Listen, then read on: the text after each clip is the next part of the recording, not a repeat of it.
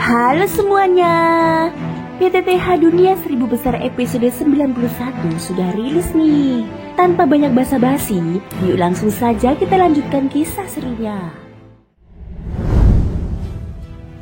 Di episode sebelumnya, Xiaoyan dan keempat rekannya memulai latihan pertama mereka di pavilion pembakaran dupa. Sebuah sekte besar yang menekankan kekuatan, persaingan, dan ujian nyata melalui pertempuran melawan makhluk dari alam hantu. Di aula utama, mereka dihadapkan pada 128 murid terdaftar yang berambisi menjadi murid resmi. Aturan pavilion jelas, hanya yang terkuat yang berhak menerima sumber daya dan status tinggi. Ketegangan memuncak ketika Li Ji, salah satu murid terkuat dengan kekuatan Dodi bintang 5, maju untuk melawan Xiaoyan. Namun Xiaoyan dengan penuh keyakinan menerima tantangan itu, menegaskan bahwa dia akan menunjukkan perbedaan antara murid resmi dan murid terdaftar. Li Ji menatap tajam ke arah Xiaoyan. Dari bibirnya terdengar dengusan dingin. Aku tidak menyukai pertarungan yang bertele-tele. Jika engkau seorang pria, mari kita bertarung hingga titik darah penghabisan. Senyuman tipis dan misterius terbentuk di sudut bibir Xiaoyan. Itulah yang kuinginkan. Di dalam aula agung, Mu Yingying bersama 3 orang lainnya segera mundur ke belakang. Sementara para murid lainnya juga bergegas menepi, menyisakan ruang luas bagi kedua tokoh itu untuk bertarung. Li Ji menarik nafas panjang, tubuhnya menegang bagaikan busur yang siap dilepaskan. Xiaoyan, bersiaplah, aku akan menyerang terlebih dahulu. Belum sempat Xiaoyan membalas, sosok Li Ji sudah melesat laksana hantu. Di tangannya, sebuah tombak berkilau terangkat. Sementara aura menakutkan milik Dodi bintang 5 meledak memenuhi aula. Namun, kekuatan jiwa Xiaoyan telah menyelimuti seluruh ruangan bahkan sebelum pertarungan dimulai.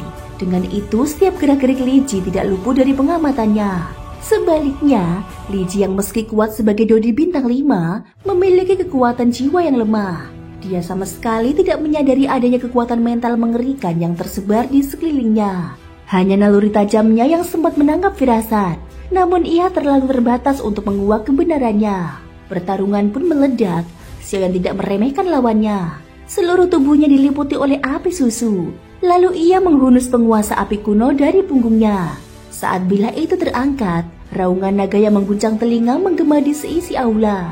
Di atas aula, Mu Susi menyaksikan pemandangan itu dengan penuh minat. Penggaris itu ternyata memiliki roh senjata. Bocah bernama Xiaoyan ini benar-benar di luar dugaan. Aku ingin melihat sendiri. Apakah ia benar-benar sehebat desas-desus yang mengatakan dirinya mampu membunuh kaisar hantu kembar? Jika ia gagal menaklukkan Li Ji, maka gelar peringkat pertama yang ia sandang hanyalah kosong belaka. Bahkan, pembagian sumber daya kultivasi untuknya pun akan dikurangi. Di pavilion pembakaran dupa, kami hanya membina para jenius yang benar-benar layak menjadi sosok yang dikagumi. Bukan orang biasa. Pertarungan semakin sengit. Api berwujud naga merah melilit pada penguasa abadi, dan naga itu bukan lain adalah Long Yi. Benturan pun terjadi. Penguasa abadi bertabrakan keras dengan tombak Li Ji. Keduanya sama-sama memasukkan seluruh doki ke dalam senjata masing-masing. Mereka jelas belum mengeluarkan jurus pamungkas, tetapi hanya saling menguji kekuatan dasar. Li Ji terkekeh, meski keringat menetes deras dari keningnya. Xiaoyan, sungguh luar biasa. Dengan kekuatan Dodi bintang 4 tahap menengah, kau mampu menahanku yang berada di tingkat Dodi bintang 5. Aku harus mengaku kalah dalam hal ini.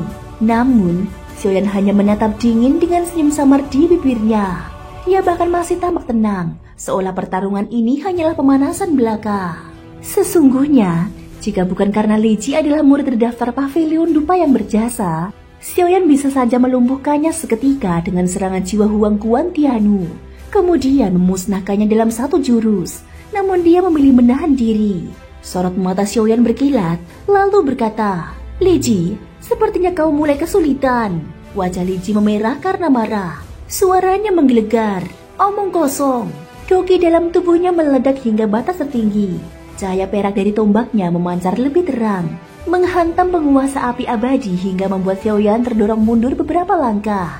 Namun berbeda dengan Xiaoyan yang tetap stabil, Li Ji justru terpental beberapa langkah ke belakang, tubuhnya terguncang hebat. Dalam hati, Li Ji diliputi keterkejutan. Pertarungan yang seharusnya menjadi ajang untuk kekuatan kini justru membuatnya merasa ditekan. Ia, seorang Dodi bintang 5, hampir dibuat kewalahan oleh seorang pemuda di tingkat Dodi bintang 4. Namun dia menggertakkan gigi, menekan rasa takut yang mulai merayap. Tidak, aku tidak percaya. Dia sekali lagi melesat dengan tombaknya, melancarkan serangan bertubi-tubi. Benturan keras kembali menggema. Namun kali ini sebuah pemandangan aneh terjadi.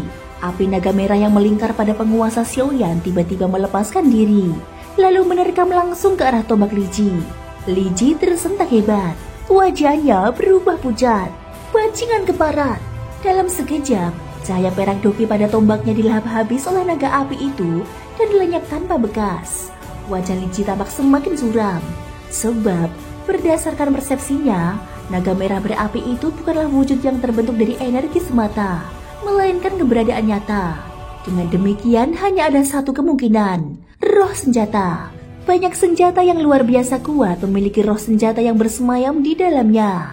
Keberadaan roh senjata dapat secara drastis memperkuat daya tempur senjata tersebut.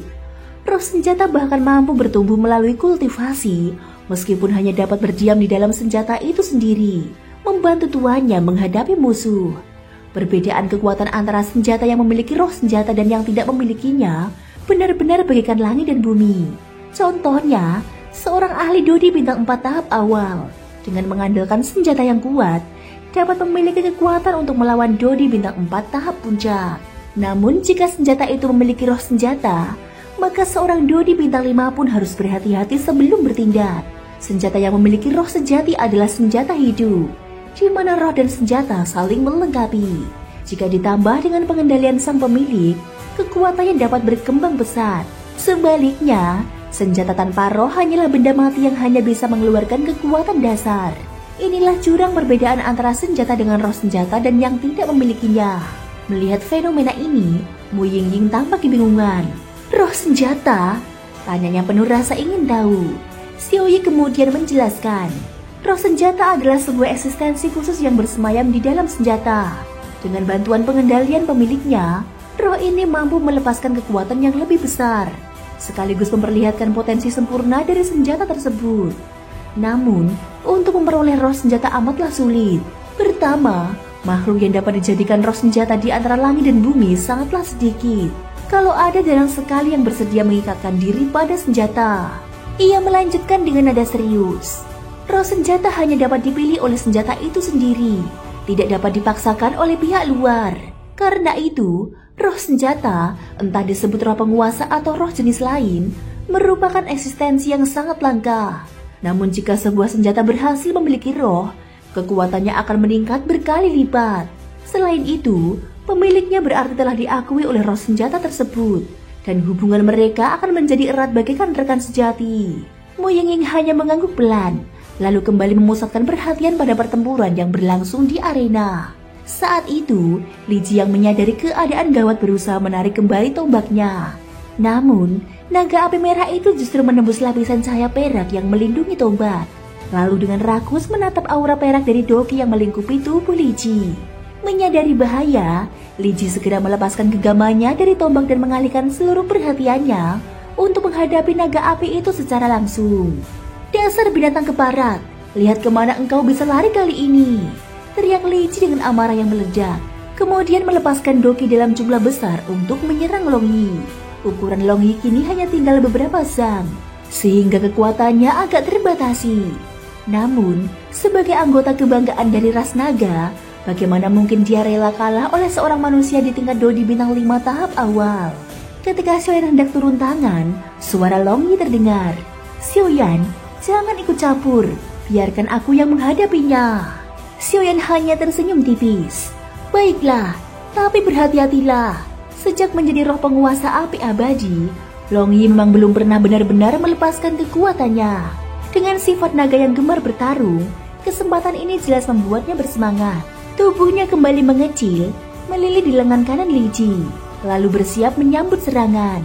Tombak perak Li Ji terhempas ke tanah. Xiaoyan pun menarik kembali penguasa api abadi ke dalam genggamannya. Adegan itu tampak ironis bagi para penonton. Dari sisi lain, terdengar suara-suara tak percaya di antara para pengikut Li Ji. Aku tidak menyangka pemimpin Li sampai dibuat sebegitu kewalahan oleh roh senjata. Sepertinya kekuatan Dodi bintang 5 tahap awal miliknya tidak sehebat yang dibayangkan. Aku sudah mengatakan sejak awal, mengapa memilih dia sebagai pemimpin? Orang yang terlalu sombong selalu meremehkan orang lain. Li Ji mendengar sindiran itu, wajahnya memerah karena murka. Diam semua, teriaknya dengan marah. Namun, hatinya justru semakin tertekan. Ia mengira kekuatan Xiaoyan hanya setara dengan Dodi bintang 4 tahap menengah. Karena itulah dia berhati-hati dalam menghadapi pemuda itu. Akan tetapi, kenyataannya, Doki Xiaoyan begitu murni dan padat hingga membuatnya kewalahan. Untuk menguji kekuatan sebenarnya dari Xiaoyan, Li Ji mencoba menekan perlahan. Tidak disangka, hal itu justru memaksa Xiaoyan memperlihatkan roh penguasa dari penguasa api abadi. Keberadaannya amat langka, bahkan di dalam pavilion dupa, hanya segelintir orang yang memilikinya. Kini, mereka justru menyaksikannya berada di tangan seorang murid baru. Li Ji menarik nafas panjang, lalu menatap Xiaoyan dengan tatapan tajam. Sialan, Xiaoyan dapat memaksaku mengeluarkan jurus ini. Aku cukup menghargaimu. Sesaat setelah kata-kata itu terdengar, kekuatan mengerikan mulai bangkit dari tubuhnya. Tombak perang yang sebelumnya jatuh ke tanah kembali melayang ke tangannya. Doki yang sangat besar langsung dialirkan ke dalam senjata itu. Aura yang terpancar begitu menggetarkan, hingga Long Yang segera terbang keluar dari lengan Li Ji dan melayang di atas kepala Xiaoyan. Suara-suara terkejut bergema di seluruh aula. Gelombang kekuatan ini, itu adalah teknik Do tingkat dewa. Xiaoyan hanya tersenyum tipis. Sepertinya dia benar-benar sudah terpojok. Namun, dia tetap menoleh pada Long Yi. Mampukah kau menghadapinya? Long Yi menjawab dengan penuh percaya diri. Hanya sepele. Dibantu oleh api surgawi Xiaoyan yang berwarna putih susu dan bercampur 23 warna lain, Long Yi mulai menyalurkan kekuatan dahsyat di dalam mulutnya. Li Ji memegik lantang, matanya memancarkan amarah. Sekedar roh senjata berani bersikap lancang di hadapanku. Terimalah jurus ini, cakar peremu gunung dari tombak perang. Tombak di tangannya segera memancarkan cahaya perak menyilaukan, lalu mengarah ke arah Long Yi. Menghadapi serangan mematikan itu, Long Yi hanya menyunggingkan senyum tipis. Kedua matanya terbuka lebar, dan dari mulutnya, bola api yang menyala dengan 23 warna memancarkan kekuatan yang mampu membakar segalanya. Lalu ditembakkan lurus untuk menyambut serangan Li Ji. Pada saat itu, musuh yang berdiri di samping pun mengerut kening, lalu mengibaskan lengan tangannya. Seketika, sebuah perisai cahaya berlapis doki yang amat menakutkan menyelimuti kekuatan keduanya. Dia paham benar jika energi sebesar itu meledak tanpa kendali di dalam aula megah ini, maka bangunan yang berdiri kokoh tersebut niscaya akan hancur lebur menjadi abu. Suasana di dalam aula segera menegang. Seluruh orang yang hadir serempak menahan nafas. Pupil mata mereka mengecil, menatap tanpa berkedip pada tabrakan kekuatan yang sedang berlangsung di arena. Dari barisan pengikut Li Ji, suara-suara penuh keyakinan terdengar. Teknik cakar pemecah gunung yang digunakan kakak Li ini termasuk dalam jajaran terkuat di antara teknik Do tingkat dewa. Aku mendengar kakak Li pernah menggunakan teknik ini untuk membunuh makhluk dari alam hantu, yang kekuatannya setara dengan seorang Dodi bintang 5 manusia. Melihat Xiaoyan mengandalkan roh pada penguasa berat itu, jelas ia hanya sedang berlaga. Mana mungkin bisa menandingi kakak Li. Sepertinya memang keberuntungan sedang berpihak kepada kita. Sementara itu, Xiaoyi menatap arena dengan senyuman samar. Ia mampu merasakan bahwa kekuatan dalam bola api itu identik dengan miliknya sendiri. Dengan demikian, dia paham betapa menakutkannya serangan tersebut. Mususi juga menatap tajam.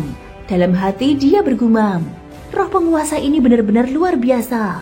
Ia bahkan mampu mengandalkan kekuatan manusia untuk melakukan serangan mandiri. Di seluruh Suan Santian, roh selevel ini pun tergolong sangat jarang ditemui. Dia semakin heran, bagaimana seorang pemuda seperti Xiaoyan mampu menaklukkan roh penguasa yang jelas pernah berada di puncak kekuatan. Arena pun bergetar hebat. Bola api yang memancarkan 23 warna api melayang tanpa suara, bertabrakan dengan cakar pemecah gunung Li Ji. Ledakan dahsyat seketika menyilaukan pandangan. Percikan energi menyambar ke segala penjuru. Li Ji mengayunkan tombak perangnya dengan beringas, memaksa kekuatan doki perak yang mengamuk untuk menembus bola api. Namun sekuat apapun dia menekan, senjata itu tetap terhenti di permukaan bola api yang berlapis nyala api melingkar, kokoh dan tidak terguncang sedikit pun. Li Ji akhirnya menyadari sesuatu. ke barat. Bola api ini benar-benar aneh, seolah-olah kekuatanku terus ditekan dan ditelan olehnya. Dalam kondisi normal, siapapun yang menerima serangan sekuat itu pasti akan binasa atau setidaknya terluka parah. Namun kini, serangan itu justru tidak menggoyahkan bola api. Di tengah kebuntuan, suara dingin bergema di dalam aula. Sudah cukup, saatnya mengakhirinya. Itu adalah suara Longyi, roh penguasa dari penguasa berat. Ucapan itu diiringi raungan naga yang menggetarkan dinding aula. Li Ji tersentak, nalurinya segera memperingatkan bahaya besar yang akan datang.